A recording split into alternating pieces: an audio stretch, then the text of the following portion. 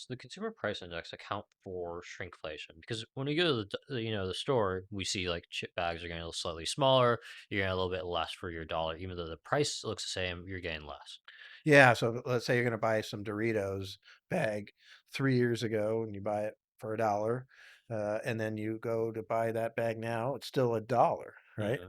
But it's half as many chips inside the same size bag, and so the question is, does CPI, when they're doing the calculation, do they look at that and say, "Oh, it's still $1. There's been no inflation on that Yeah. bag of Doritos," or are they looking at the volume? So like how many ounces? And so apparently what they do is they break it down into units. So, cost per ounce, cost per piece, right? Depends on what it is. There's lots of things out there.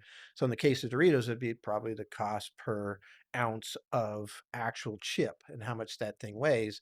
So theoretically, that would have increased a 50% increase. So if you're still paying $1 for half as much chips, right? You've just had a 50% increase. So shrinkflation, because the reason this came up is somebody thought, well, maybe there's more inflation than really happening because they're not counting the shrinkflation, right? Hmm. They're just counting the box of cake mix, which is apparently also getting smaller and smaller as we speak. So, that so it was kind of interesting, to understand that it's a shrinkflation is part of CPI, and they do a really good job with it actually, as far as that goes. So, they can't hide that.